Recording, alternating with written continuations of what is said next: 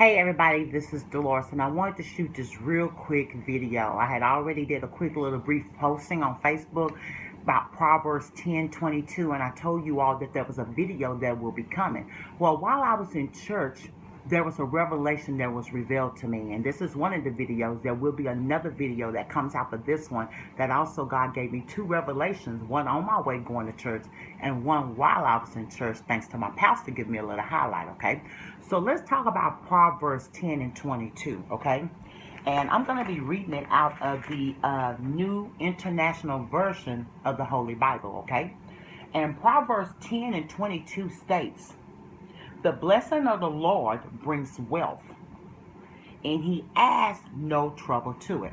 Okay? Now, what God gives you and what God bless you lasts. Okay? And everything that you call a blessing is not a blessing. Okay? Because some things are a curse, thanks to my pastor highlighting it to me today. Okay? A blessing is not an income tax. A blessing is not a check from, let's say, I can't even think right now, okay? But you all know how we get these little extra little some, because we done did something we shouldn't be doing, and that's how we get this extra check.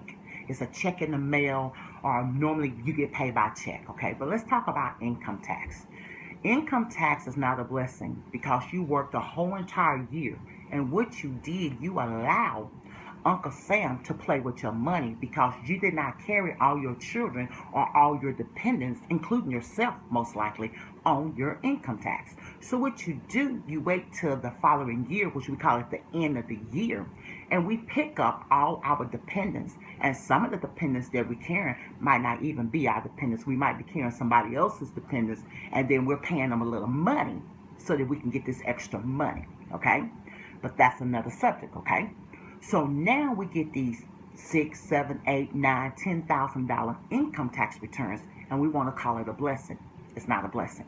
Then we take the income tax money and we run and we're going to make a down payment. Let's say we're going to make a down payment on a car, a very fancy car. So now we're making a $2,000 up to about $5,000 in a down payment on a car. Still, that's not a blessing. Then you get this car. You put pictures all over social media and you post up with the car and you talk about how this was your blessing from God. Still not a blessing.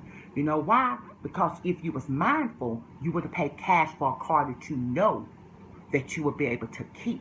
But when you make a down payment on something and you struggling to make those payments monthly, or you actually cannot afford those payments because you're trying to keep up with the Joneses and trying to build yourself a quota status to others, which is most likely your haters, it is not a blessing.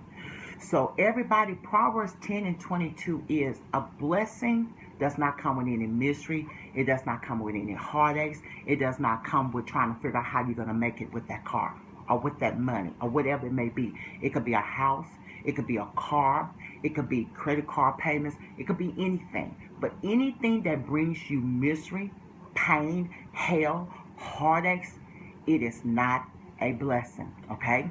And then a lot of times, we take these and we first ones want to holler that God blessed us, okay? And then the question is, when was the last time you actually assemble yourself in the house of God to give God some of your time in order for you to say that what God bless you is a blessing? How did God bless you with a blessing when you never went and gave God any of your time inside the assembly of praise, which is a house of worship, in order to give him some of your time and to gather where he meets at? Because if you read your Bible, you will learn that God meets at a church. He don't just go to different houses. He just don't go woo, woo, woo. So you need to read your Bible. And I learned that today. So everything that you have did not come from God. Everything that you have is not a blessing. A blessing comes with peace. It comes with comfort. It comes with soothing. If you have to struggle with that blessing, or you only keep it for 6 months and then it get repossessed, or you buy a house and you only keep it for 2 or 3 years and you give it up regardless of what the reason was, it was not a blessing. Because when you get a blessing, you also receive favors from God. A blessing is a favor from God. Everybody, this is Dolores. You want to read some of my blogs? Go to DoloresMagahablog.com. Catch you on the next one, and I'll definitely meet those that qualify to get to the next level. I will definitely meet you on the inside.